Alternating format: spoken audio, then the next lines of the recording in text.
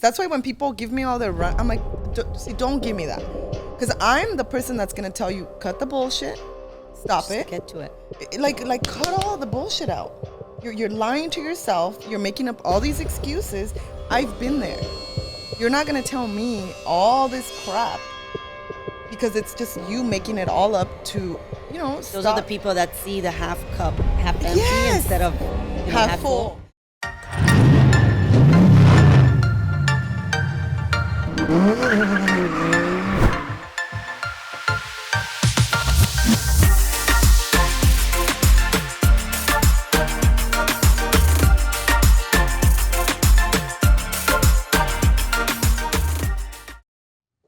Hey everyone, welcome back to Driven Ladies. Today I have a really special guest. Her name is Sofia Castro.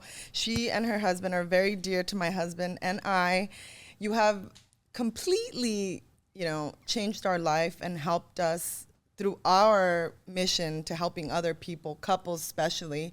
And, I'm so happy to have you here today. So, Sofia, can you tell us a little bit about yourself? Thank you so much. So I know that driven women is a big thing for you and a big accomplishment. And I'm so happy to be here to be able to share all of the knowledge that I have to be able to give to your audience. And of course, you get all the knowledge from us and you go and implement it all the time. So I love it. So it's awesome. So just to give you a little background of my story, I am Cuban descent, but raised and born in Florida. So I find myself to say a lot that I'm Cuban, but I was really born in Miami. And but my husband and myself met very, very early in our life. I was 18 years old. He was 22. We both come from extremely humble families. I'm a 10th grade dropout. My husband, Bobby's a 9th grade dropout. Wow. When I met him, he just wanted to be an entrepreneur, and I had no freaking clue what that meant. You're like, come again? I was like, what? What is that? And but I loved it. I was like, you know what? I had dropped out of school because I had to be able to support myself because my family we were 7 siblings and we just couldn't afford to do things that I wanted to do for myself. And I figured school's really not going to be for me. I have to go out there and just go attack the world. But I didn't know that I was going to attack the world the way we did. But when I met my husband, it just kind of clicked and we said, like, let's go for it. Didn't really know much about being an entrepreneur, but his mindset just really helped me guide the way. And once me and him put our powers together, we were able to conquer so much and learn along the way. I mean, these 32 years that Bobby and I have been together have been a amazing journey, a big roller coaster, but has been so much fun and so amazing to be able to go through it. So that's, a little bit of the background. If not, we'll stay here for a whole hour. Yeah, exactly. They're completely amazing. One of my favorite couples ever. I love my husband and myself, and we actually have a lot of people in the company who are in business together, and we actually do coaching for a lot of these people because it's one of the main questions I get. How do you work with your spouse, right? And who better than you because they have built a dream life.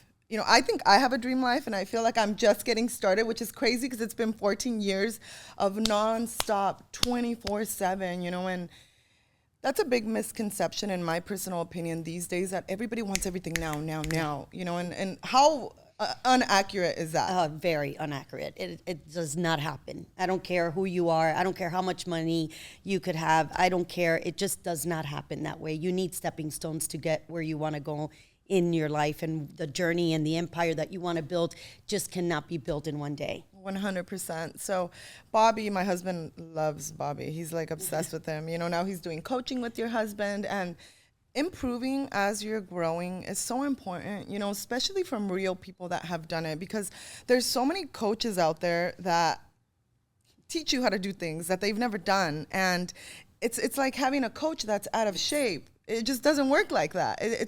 That's not reality, right? And unfortunately, I feel a lot of people fall for this. And for me, I'm like, the proof is in the pudding. Show me. 100%. Show me, right? And my husband and myself, very much like you guys, we met, worked when I say 24/7, if we didn't have to sleep, we didn't have kids back then. Now we have 2 kids, which we absolutely adore, but it's a different ball game. You also had kids early on? 19 years old. 6 months after I met Bobby, we got pregnant. Yes. See, I was 30 and I wasn't ready, but you're never really fully ready for children. If anything, I feel kids help you get that clarity and that focus that you need to say, okay, this is where I'm going and I'm going to avoid all the distractions, right? So for Albert and myself, he was doing loans, I was doing real estate, and we literally teamed up and worked. It was, our life revolved around work, which for us, it made us happy because I love working, and you, till this day, we're like working out, and she's telling me about her day, because we go to Miami and we visit you guys, and hopefully one day we'll be in Miami soon with you guys, but long story. So it takes a lot of years, and me and my husband are always looking for information to implement. Now, BHG, that's how we built the Mortgage Guys and Ambiance, right? I know you guys have BHG, which you built for years, exited out, right? Then they went into all this real estate. I'll let her explain because it's absolutely fascinating to me how much you can do with the right partner. 100%. Right? But how did BHG start? So it's a long story, but I'm going to try to put it in a short one for you. Valuation specialist. Yeah, so Bobby and I were looking for businesses. We had done many, many businesses that failed for many reasons, and we learned from those failures. And once our daughter was born, which is, I think I always tell, Priscilla, I always tell Priscilla she's the blessing in our life, because I don't know that we would be able to accomplish what we had accomplished if it wasn't that we had that drive, because we had that little girl that we needed to support, and we weren't going to do the same that our parents did. So I always tell her, thankful for her that she came in the wrong time, I thought, but in all actuality, it was the perfect time. It was exactly what we needed in order to achieve what we have. Yeah. But we started businesses and just started to dabble with no money, no knowledge really on how to run businesses.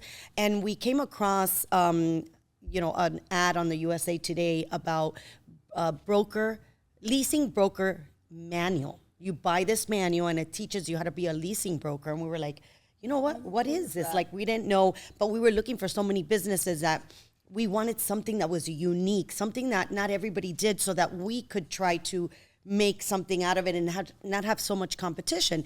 And Bobby really went into it and started, he was in the Better Business Bureau, and he actually went to this company to get them to buy the Better Business Bureau membership.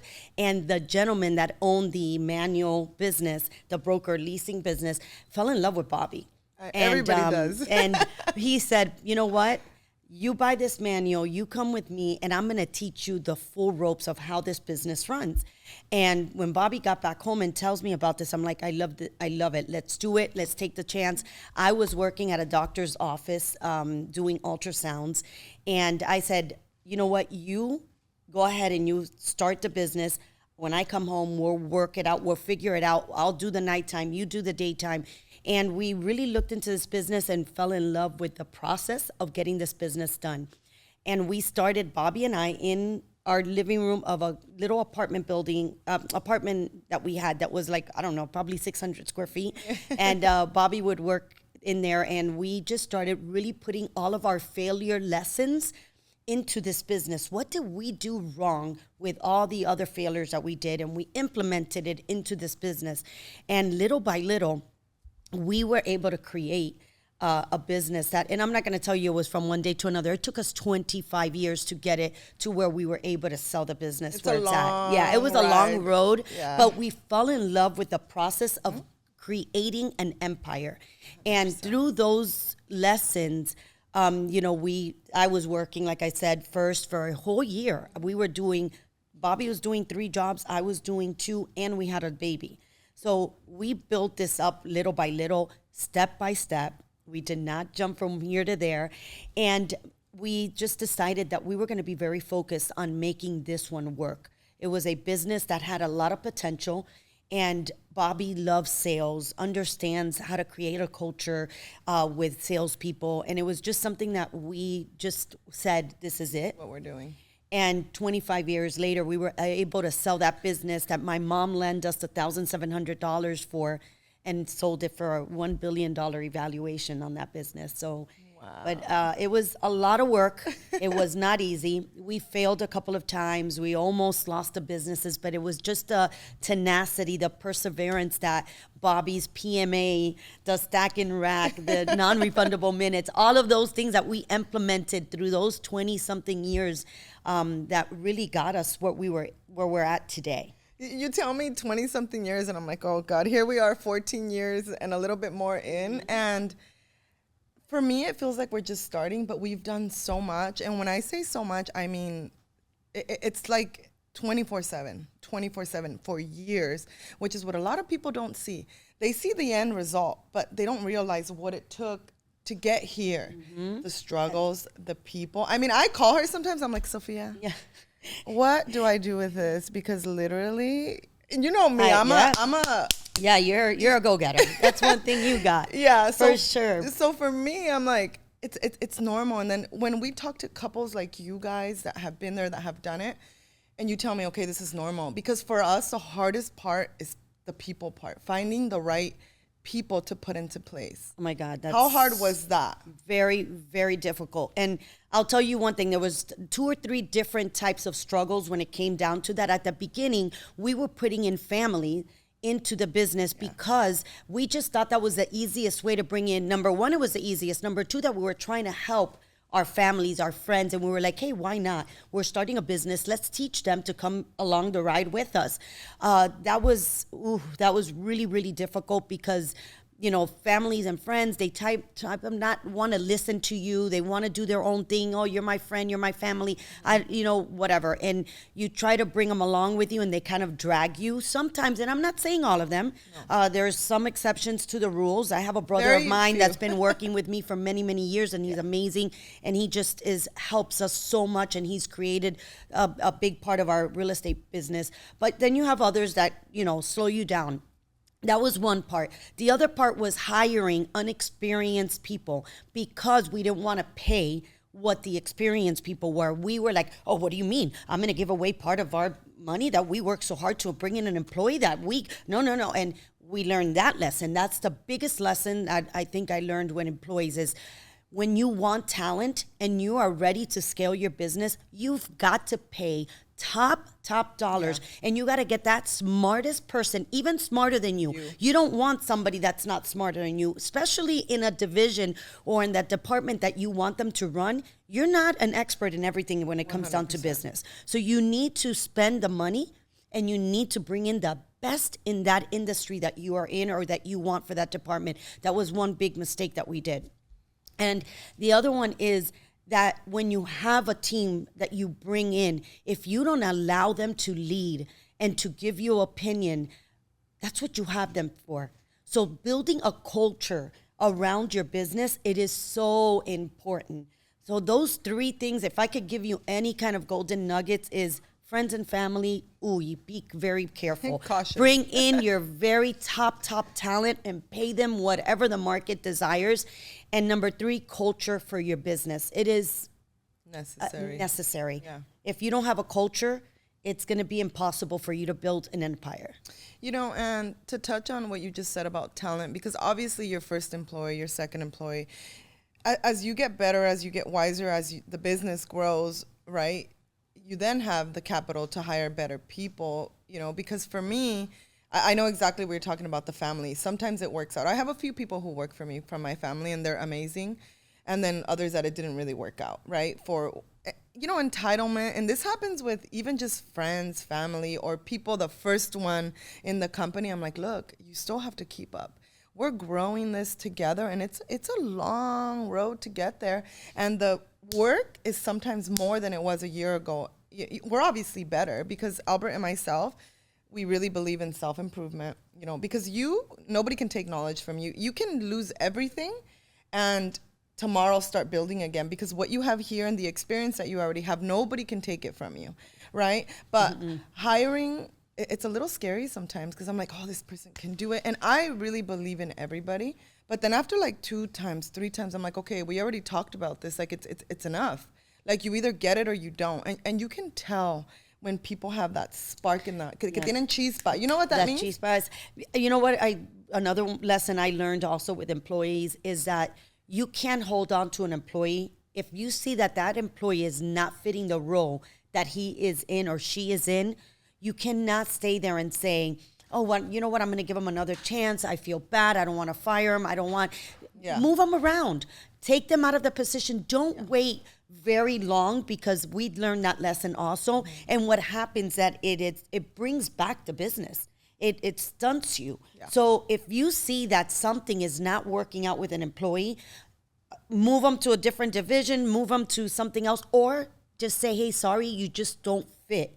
Our culture is just not working out. Yeah, 100%. And, you know, higher level executives, right? Because at this point, you're talking controllers, higher end managers, different types of positions that really alleviate the time. Because when you're a business owner, at the beginning, you do everything. You wear every single hat. And, you know, even till this day, I'm still like dabbling into like, I want to know I want to make sure everything is flowing. Because when you build everything, you can do everything from the ground up, right? And regardless of, sometimes I feel like even people that have really other degrees in education, people are still people.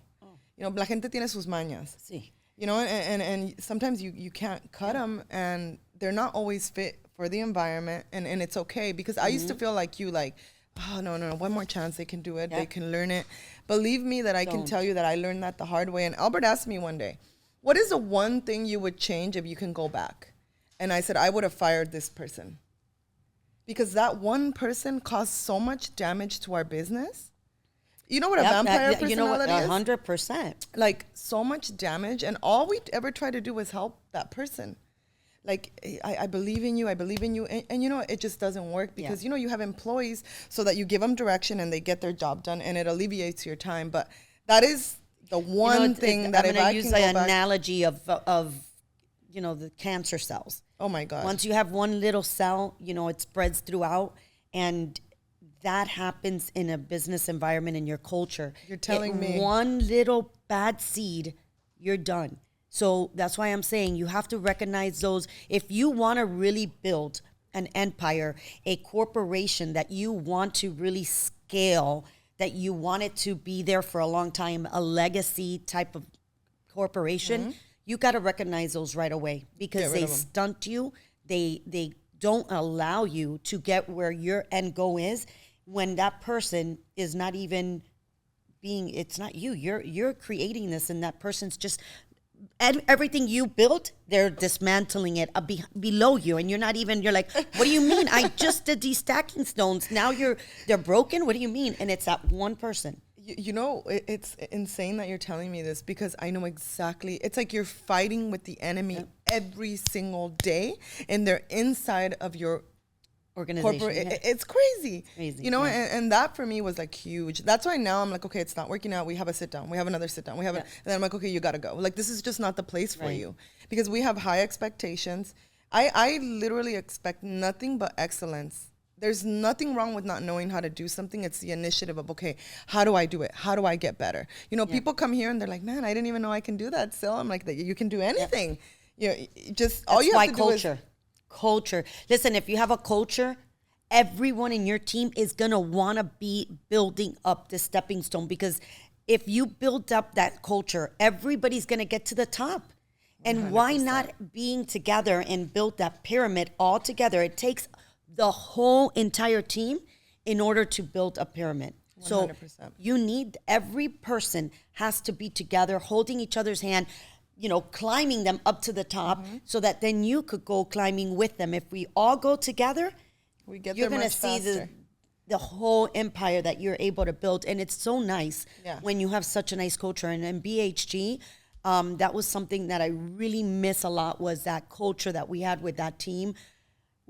It's still amazing. That company is still, you know, doing amazing. And it's worth a lot more now, right? Oh, yeah, way more, quadruple than what we sold for. But that company's amazing. The culture Bobby and, you know, Eric, Bobby, and Albert built in that company. All of us, we just built this culture that was just amazing. Yeah. And it's unbreakable. You still go in that office and everybody's wearing the P.M.A. shirts.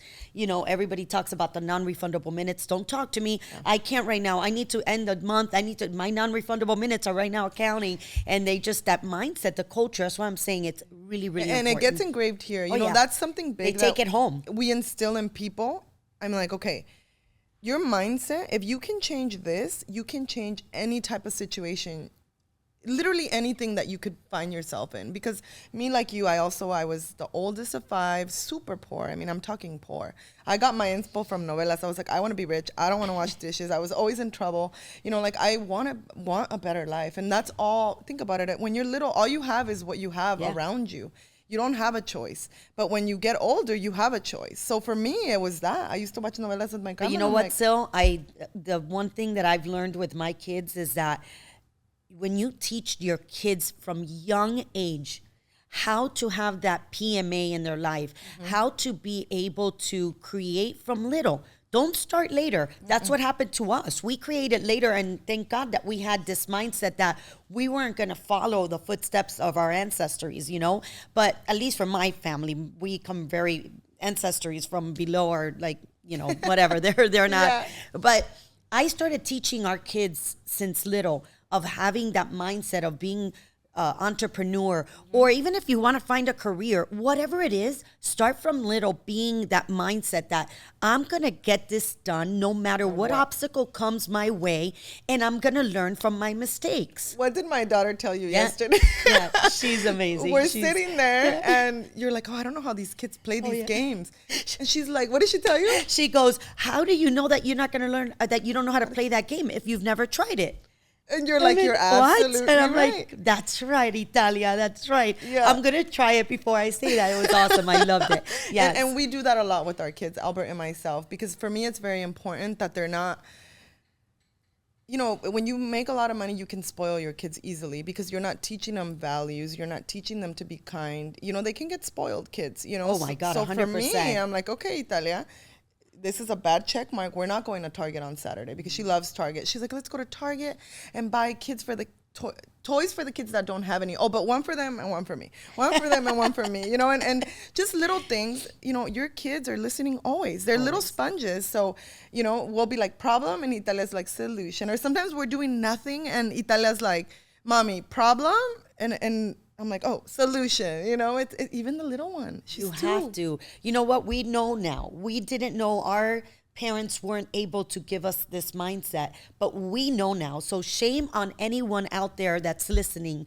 and that you understand this mindset. And even if you haven't accomplished what you want yet, why not teach your child or your grandkids, whatever it is, to start learning this mindset from their little so that they don't have to go through what we've gone through. Start them young, man. If you start with that mindset and let everybody around you start creating this mindset, your venture to your empire is going to be so much easier, because I'm telling you, mindset is that's how we got where we're at today. 100%. And I know it sounds silly. It's like, cliche, you're saying P.M.A. It's the But truth. I tell you, if we did not live by the models that we speak on, I don't think that we would have been able to get to where we're at today. 100%. Because it's hard. Business is hard. Yes. It's like you get out of something and boom, into something else and boom. You know, but as long as you stay positive and you just keep at it, things always work out. We're firm believers in that. And the better people you have around you, the easier things become. And again, that culture, building all that. Now, real estate. Did you guys start investing in real estate when you exited out or while in BHG? Yes. No. So let's talk a little bit of that. Because everybody wants to invest in real estate, but you know, most people, I get my clients like, oh no, well, my tia told me not to buy. Because I'm like, what does your tia own? Nothing. Okay, great. Ignore, just scratch that. Yes. So, you know, when I first met Bobby, when we were 18 and 22 years old, the first thing he told me is my goal is to be a real estate investor, but you need a lot of money for that. And back then there was not that, all FHA loan. None of that. And we didn't even know, we didn't have the knowledge or whatever. So from the very beginning, we said we're going to be in real estate, but we started BHG and we started stacking. and stacking any little bit of money. And in 95, we were able to buy our first home, which if we knew what we know today, we wouldn't have done it that way. But we bought a few little homes, bought them and flipped them. And we were like, wow, this is cool. We understand back in 95. So we did a little bit about it, but we didn't still understand the business much. In 2003, we had enough we had stacked enough money that we were able to get into some ventures. And we also had a lot of financing experiences at this point because of BHG. And we got into a partnership with a group of condo conversion. Okay. We knew zero about condo conversion, but we thought, oh, it's real estate. Yay, let's do real estate. That's all we knew. Well, we got into it and, we didn't know much about it. Followed the footsteps of the people that we went into, but then the financial crisis came into play and really... In '08. In '08, it swiped us off our feet. We were like, whoa, what is this? Condo conversion, nobody wanted to buy in 2008. And we had over, thousands of units to sell. And we almost lost it all, but because of our mindset, we were like, no way, this is not going to happen to us. We're not losing everything we just built, and we still hadn't gotten there. We were like in the part where you're at right now. And, we were like, we had something and the business was starting to really kick off, but we were like, oh my God, we're going to lose it all. So in that point, we started learning what rental income, investing into rental income was all about. We started putting tenants into these condo conversions that we were supposed to sell. We started putting tenants in there so we could get some cash flow so that we could pay all that debt, because we had leveraged ourselves 100% leverage at $81 million in assets. Wow. Okay, 100%. So we were like, wow, we started putting tenants in there and we started seeing that we were getting cash flow on a monthly basis. And we're like, oh, no, this is what we want to do. Like, this is where we want to learn how to be investors into real rental investments. Yeah. So in that point, it taught us a lot of lessons. Again, a failure turned into a success because we learned what was going wrong and what we could do right from that. And so in 2008, we started selling off all the buildings, coming to the table with money, because we couldn't sell it for what we bought it for. But it was okay. We were like, we need to just get rid of this. And in that process, Bobby and I started managing the properties that we owned with our partners. As you're growing BHG. As we're growing. Actually, Bobby went to BHG and started saying, we're going to make this company, we need to explode it because we need that money to be able to support this real estate that's going to take us into foreclosure. So Eric, his brother, I, and his wife, Barbie, we went into the management side of the buildings and we started just trying to survive. And in that point, we learned a lot. And in 2011, my daughter, Priscilla, decided that she didn't want to go to college anymore and she wanted to be an entrepreneur, but didn't really have direction. So I said, well, Priscilla, come along. Me and you will start buying foreclosures and we'll rent them out. We'll buy some. And back then we were buying things for $40,000. Oh my God, don't tell me. A unit. I know. It was crazy. So we bought about 16 homes, Priscilla and I. Of course, Bobby was involved, but he was very involved with BHG. And that's how we got into what's today Ortsat Capital.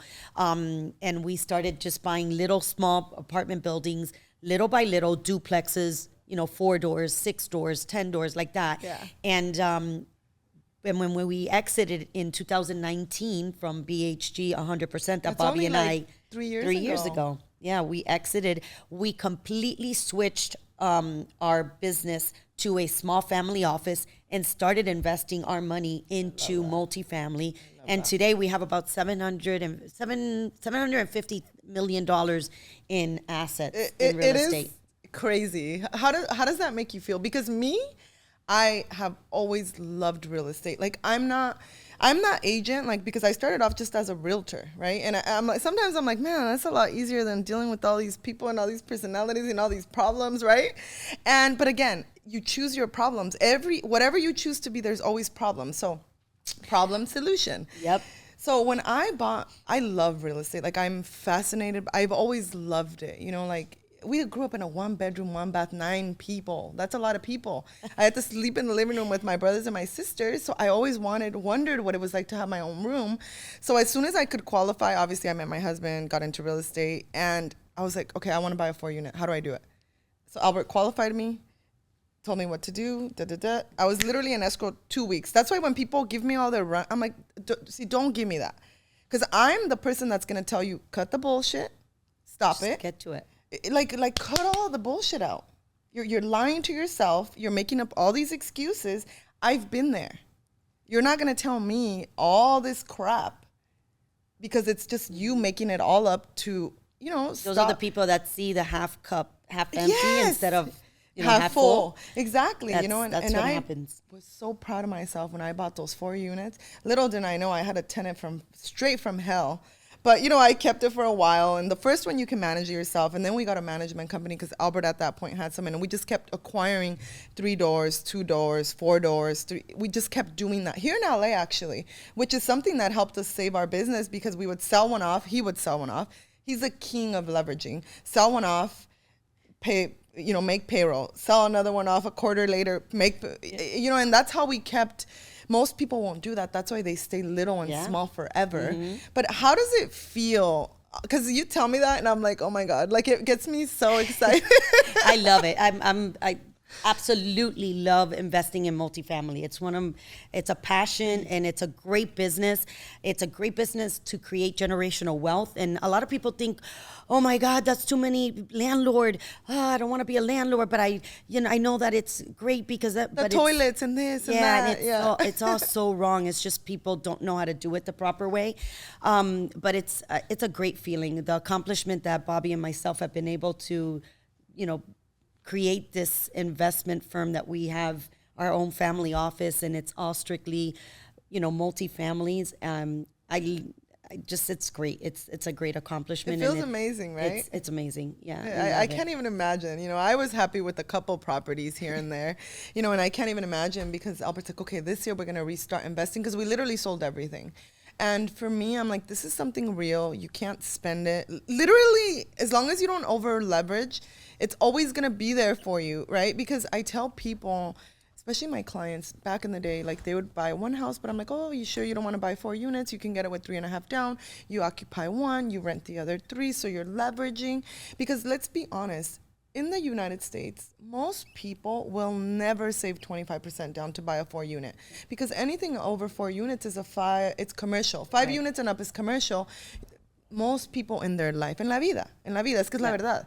So I would tell my clients, a lot of them are Hispanic, like I want to help my people, right? And I'm like, okay, have you ever considered buying 4 units or 3 units or even 2 units and then buying your house? Because then you can come in with 5% down as long as it's owner occupied, right? And then you start stacking. Yes. Most people don't stack. There's all these, what are they?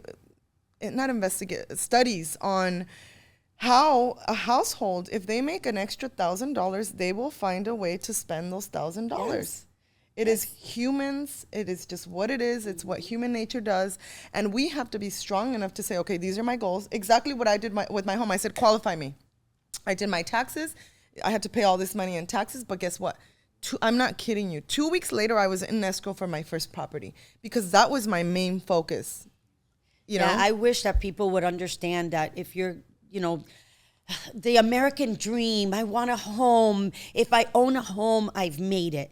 Guys, if you're not... Tell them what you told me last night. Tell them what you told me. If you're not in the level of life that you have reached the success, freedom, of financial freedom, that you are able to say, you know what, if I buy a home for whatever amount of money, it's not going to touch my monthly expenses. It's not gonna bother. I could go and invest whatever.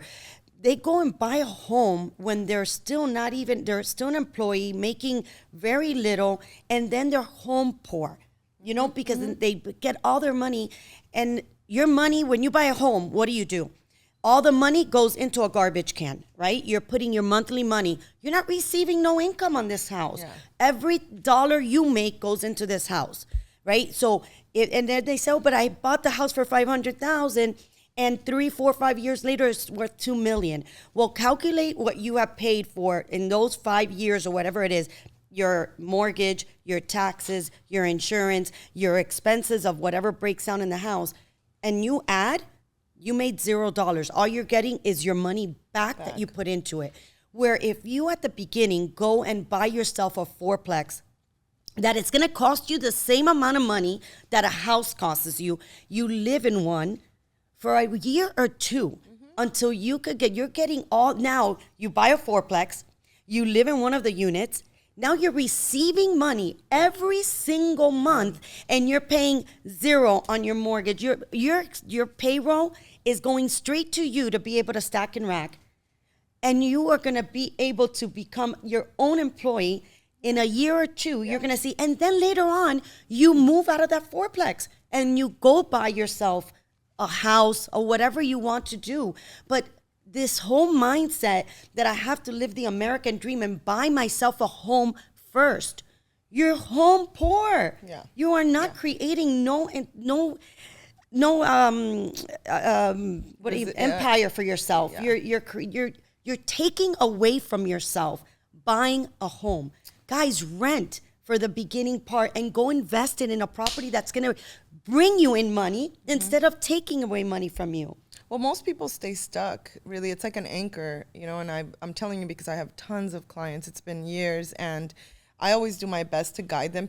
Everybody, wants what they want, and that's just what it is. As long as you're taking educated decisions, you're making educated decisions based on, it's different. It's like some people are always going to make that amount of money because they're not bettering their skills because, the higher your income, the more that's required of you in any organization, right? And that's the important part of it that I feel like most people just get stuck places and you have the power to change anything. Whatever it is that you're in, you just have to set some goals, be with the right spouse, because that is key. I can't tell you. My husband and I talk about this all the time.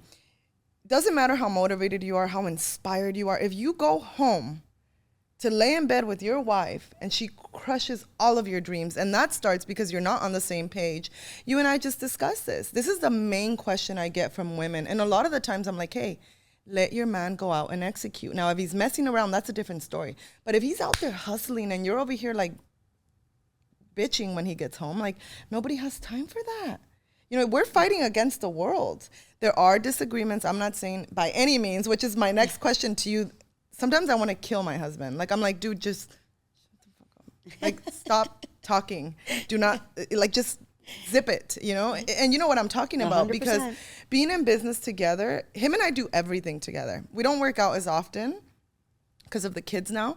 And I actually miss that a lot, but we try on the weekends, or we do our best to juggle everything and make everything work. That's why when people give me their excuses, I'm like, don't do that to me. Like, it doesn't work with me. It might work with other people that are lying to you like, oh, it's okay, but it's not okay. It's not okay.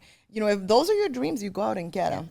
So what is the biggest advice, you can give to people? Because we talked about this last night when you were over about being on the same page. This does not mean you have to be attached by the hip by any means. This means, what does it mean, Sophie? Yeah. So my biggest advice always when they ask me this question is that when you have a spouse that you either work with them together or you're in two different careers, it does not matter. But both of you need to be aligned. You have to have one goal that you both are going to go towards it. You got to be parallel to each other, getting to that goal. If you guys don't have the same vision, if your spouse is stopping you from being a big thinker, a big dreamer, or helping you achieve the goals that you want, which is going to help the whole entire family. 100%. So if you're together in business, one advice that I always tell everybody is that you both have to have your own lane. What are you going to be responsible for? What am I going to be responsible for? You got to go together. You're going to be parallel, heading to the same direction. Because if you don't have direction, this is what happens. You're going to be bitching at each other all the time because, oh, I thought you were going to do it. Oh, no, but you were going to do it. And no, but I do it better than you. Or no, whatever the case may be. Have your own lane, knowing that you're going in the same direction. If you're not in the same business and you have two different careers, that doesn't mean that you still don't need to be shoulder to shoulder, hand to hand, to help each other get to that end goal. Yeah. And, I always show an example that sometimes Bobby goes a little faster than me, but his hand is right there holding it and let's go, pushing me. And there's other times that it's me. I'm going towards this goal. I know, babe, come on, we got to do it. Let's go. It doesn't matter. Don't be, because don't blame the leader. I'm the better one, or don't do this. Just because you're a man doesn't mean that you're better or that you need to be that alpha. You 100%. Both have to be aligned together, have the same goals, and bring each other up. If one falls, grab them. Let's go. Guys, it's the worst thing when I see couples that are tearing each other apart, tugging this way, tugging that way. And where are you going? You can't get up there if you're tugging each other other ways. You get stuck. The process. And that's where divorces come in play. That's where you start blaming everybody. That's when you're miserable. But if you are both a goal, guys, it's so important to have goals. I love to tell people, have the biggest goals ever and put it up there. That is up in the sky, and have stepping stones. Yeah. You have to have stepping stones one by one.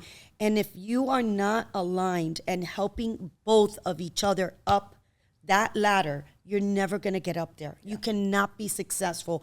I don't care how smart you are. I don't care how much money you have, because that brings you down, tears you apart. Yeah. And if, men sometimes don't like to bring their women into this business stuff. And let me tell you, it's the biggest mistake a man could do. Because even if she doesn't work with you, let's say she's a housewife, you still need to bring in your wife and explain to her what your goals are that you want to accomplish. And if she's that housewife for you, guys, that's a bigger job than being an entrepreneur. You're 24/7 with these babies. They're running the household. And guess what? That household, if it's not ran properly, you crumble too. 100%. So if the housewife is you need to come home and explain to her what happened to your day. Because what happens when, and vice versa, if it's a woman that's out there, but you come home and you're so happy. Oh my God, today we closed 100 loans. We're so happy. And you're home, right? And you're miserable because the kids have been driving you crazy. But Albert comes in super happy and you're a nag. Yeah. Guess what? You just brought the whole vibe that Albert accomplished down. So guess what? Now Albert's going to be the fuck. Sorry, my bad words. And then, or vice versa. He comes home in a bad mood, and you're ready to talk because you've been home with the kids all day, and you want an adult conversation. 100%. Guess what? He doesn't want to talk. He's super pissed because something happened at work. How do you know that he had a bad day? Or how do you know if he had? So if you are not communicating with your spouse about your goals, about your career, it's impossible. I don't care what, guys. You're not going to reach that empire that you want to build. So 100%. Being aligned, communicating with your spouse, with being in business with you, not being in business with you, having two separate careers, it does not matter. Mm-hmm. That alignment and having that same goal is a key to be able to accomplish an empire, to leave for a legacy. 100%. And for the record, for those stay-at-home moms, the days that I have literally no help, I'm like, holy mother. Like, I'm not even ready to go back to work on Monday. That is the hardest job ever. It's not me. I can never do it. I only have 2 kids, and these kids, I'm like, it's never ending. It's just never ending. Something breaks, something. It's always something. It's a hard job. It is the hardest job ever. Keeping the house clean, cooking, maintaining the whole family. Crazy. Oh my God, it's and I have a lot of help, and it's still hard for me. I'm like, oh my goodness. I'd rather just come to the office and deal with all of this, but... Yeah, so being on the same page is important. 100%. Communicating and explaining and being on that, parallel line. Being on that parallel road to your empire is extremely important. We actually have a relationship improvement dinner that we do. And because some things, think about it, you're with somebody 24/7. It's totally different than dating.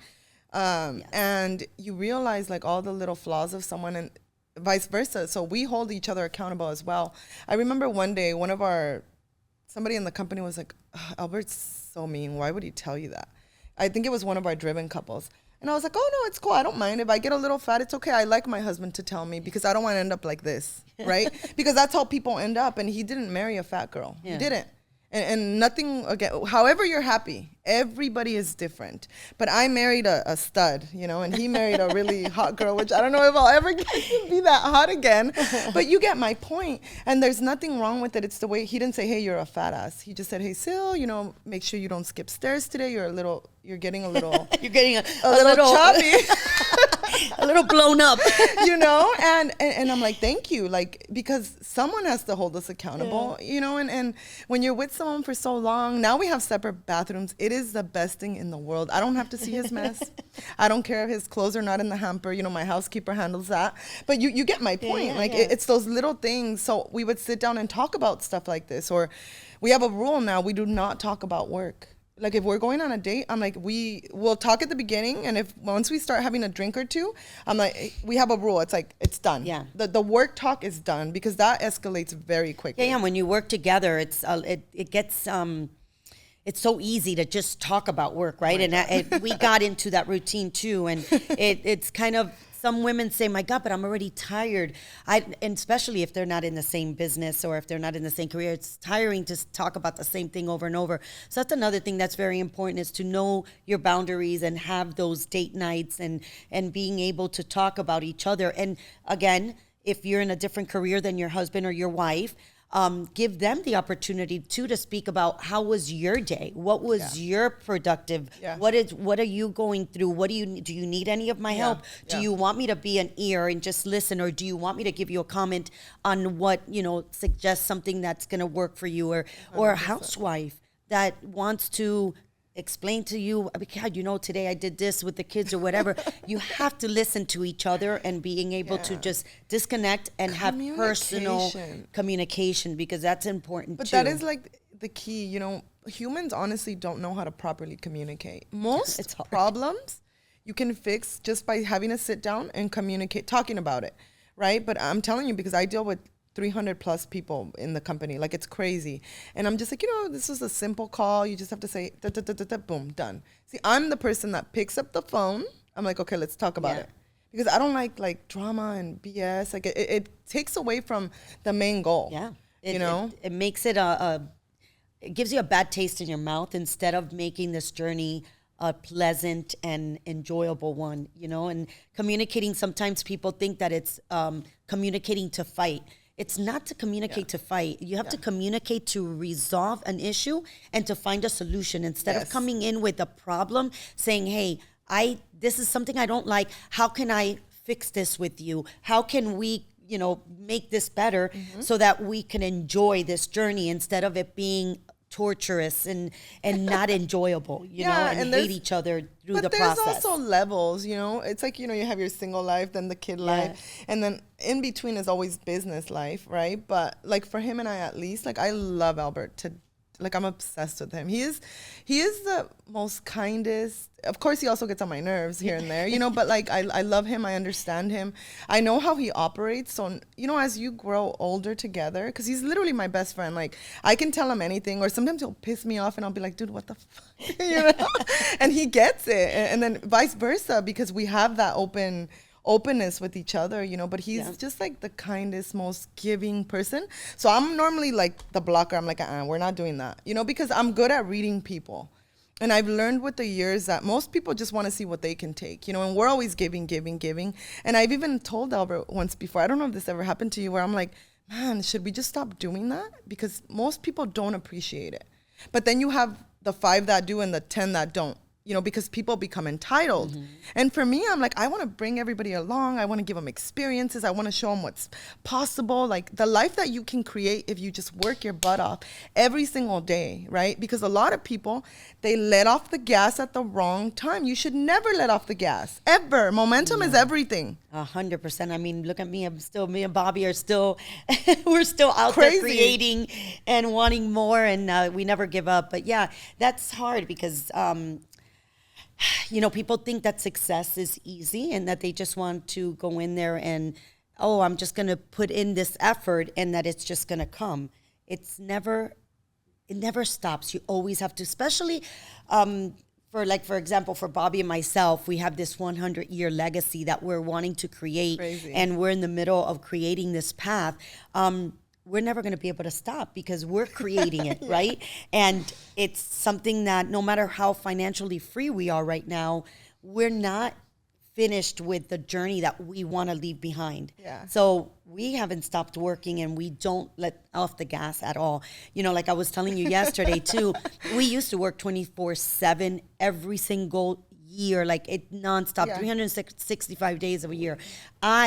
Since we sold the company, I try to enjoy my Saturdays and Sundays now. I try to take them because I'm at an age right now that if I don't enjoy that, I'm getting, I'm 51 years old, so I need to enjoy life now a little bit. Bobby doesn't understand that. Bobby has no Saturdays and Sundays. And sometimes I get a little upset with him because I'm like, come on, let's go. But, Bobby's mindset is Bobby's mindset, and nobody's going to change that. But I do now. But before, Saturday and Sunday meant nothing. 7 days a week, 365 days a year was us trying to create this empire that we have our mindset on. And you can't stop. You cannot stop until you have not reached that level of financial freedom and everybody's financial freedom is so completely different. But if you let off that gas when you're halfway, you're not going to get there. You're never getting there. It's hard because once you start letting off that gas, you lose that momentum, like you just said, and a lot of people don't want to put in that hard work, but they want the results. That's most people, I would say. So it's hard, but guys, I mean, I tell you, Bobby and I, the first 10 years of us being in the business, we didn't travel. We weren't able to get like personal goodies that we wanted. We put all the stack and racking all in there because we knew what the results were going to be later. So we're able to reap the rewards today. Well, Sofia literally cannot work if she didn't want to anymore. But what happens, I always tell people this, when you build such a crazy work ethic, which is what it takes to be successful, so don't get confused, don't listen to people that are like, the 15-minute work day. I'm like, no, that is BS. It depends on what you're trying to build. And for me, at least, I love working. Like if I'm not productive, even at home, I'm like cleaning or even with the kids, I'm like, okay, Talia, let's go make the bed, let's go do, because I have my kids like this. I'm like, nah, this wasn't free. You see them. And for me, it's just, I need to feel productive always. And when people are like, how do you guys do it? And to me, it's like, look, where there's a will, there's a way. People end up where they want to be, period. Because they couldn't come to a training, but they're partying that night. So it's all about choices. And your choices determine where you end up in life.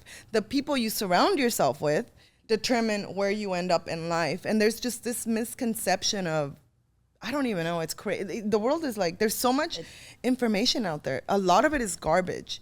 So it's our job to kind of dissect it, take what applies to us, because not one person has the right formula for you or for me or for him or for him. It's like we're all different. We all have different goals in place. We all have different abilities, different strengths. I focus on my strengths, but I'm like, okay, also my weaknesses, I want to make them better little by little. But his strengths are my weaknesses and my weaknesses are his strengths. It's crazy. Me and Albert are like this. So we together make like this really powerful team that people don't understand that. But I'm like, that's why you cut the bullshit. You cut the crap. You cut the fat. You got to let go of that outside noise, because I tell you, everybody's focus, everybody's empire, everybody's dreams, goals are so different. And you need to focus and really have a clear path of what you want. It doesn't matter if you don't want to be financially free and you just want to have a life where you can make enough just to get by. That's perfectly fine. Have that clear, have that goal, have that knowledge, and let the outside noise out. Even family members. Oh my God. It does not matter. Just have that clear path. If you set that clear path and you have that final goal, guys, you're going to see how life is so much easier, and you're going to get wherever that means you're going to get it. 100%. Like I said, yours, mine, everybody's is so different. So yeah. And I love that I can always call you and get advice, because I'm like, I know this has happened to Sofia. Let me call her before I murder someone. Just kidding. Just kidding. So to wrap up here, Sofia, obviously, like you just mentioned, you guys have done a lot for me, it just feels like the beginning. For you, it kind of feels like the beginning of what you're building now. But till this day, you're still extremely busy 24/7, right? Yep, I choose it, right? I worked out with her this morning, and she's like a beast. I'm like, in between my reps, she's like, I'm going to go do burpees over there. I'm like, oh, shit. And it's like, for how important has it been in your journey? Because for Albert and myself, I don't know if you just got into this. I know Albert told me that he trained with Bobby or something and he almost died. Yeah. So for me, it's like I've always worked out because it just makes me feel better. So when people tell me, oh, I don't have time, I'm like, no, you don't make time because it's not important to you, which is very different than not actually having time. How important is it? Health and fitness is extremely important. If you don't have that, it doesn't matter how billionaire you are. It doesn't matter. If you don't have health in your life, you can't live. You're going to deteriorate. You're going to die. You're going to do whatever. So health and fitness for Bobby and I is super important. So for me, my first thing I do in the morning is I count it as, I tell everybody, why am I so committed to my working out? Because I put it on my calendar as a meeting. And all my employees know that from 7 to 8 o'clock in the morning, do not bother me. Do not put a meeting. I don't care who it is. No, absolutely not. I go every morning to work out because that makes me feel super empowered. Like I get up and I'm ready to hit the world. So, and also that it creates, my health, my being, it just gives me the energy I need, and I know that I'm going to stay healthy and be able to conquer the world afterwards. So if you put this in your agenda, like if it's a meeting, you are committed to it, trust me, you're going to get there. And if you know how important it is for you to be able to live your life healthy, if you want to create anything in the world. Health is your biggest health is number one. It really is, because without that, you don't have much. And when you're on your deathbed, you wish you had another day. And there are so many things, that people can do differently. Like you could just anything, like a walk. I tell people this all the time. Walk for an hour. Anything. Even on the weekends, I'm like, okay, if I work out on a Sunday, I don't have to worry about it Monday, because I feel like Monday, at least in an organization, is the most important day to set the tone for the week. And that's everybody in the company, yourself as well, right? Yeah. Because you're setting 100. That tone. If you start off slow on Monday, it's like the week kind of drags along. And me personally, if I don't work out, I feel like crap. I just feel like low on energy, and it just doesn't work for me. So I do the same. It's like from this time to this time, it's my workout. Put it on like if you're like you have it, your job.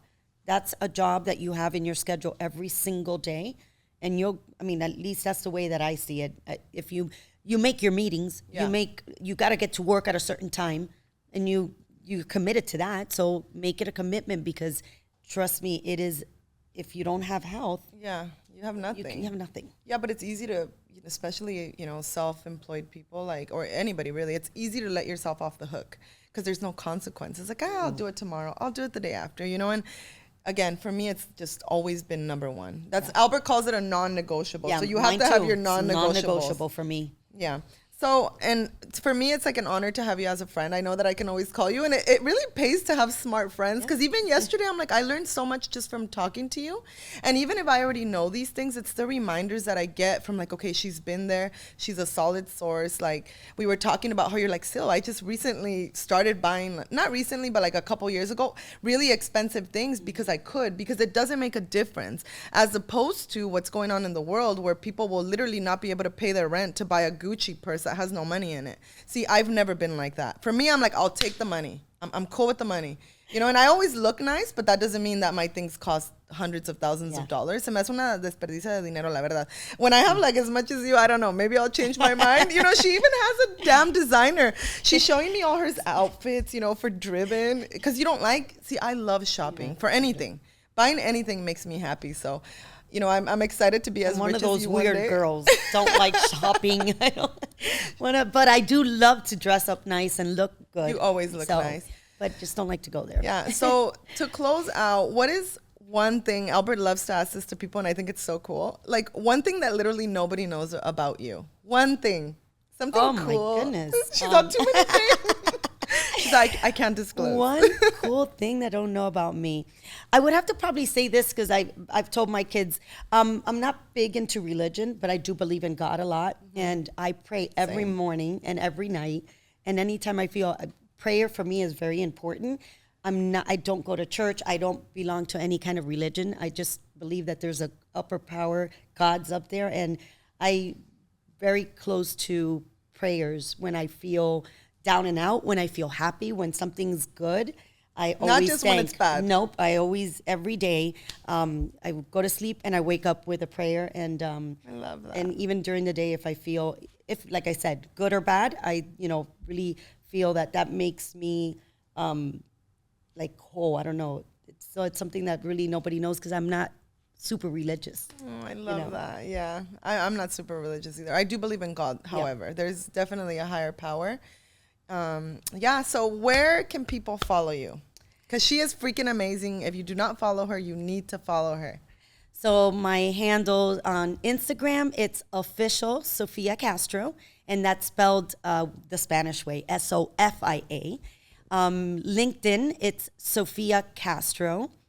Facebook, it's official Sofia Castro, just like the Instagram.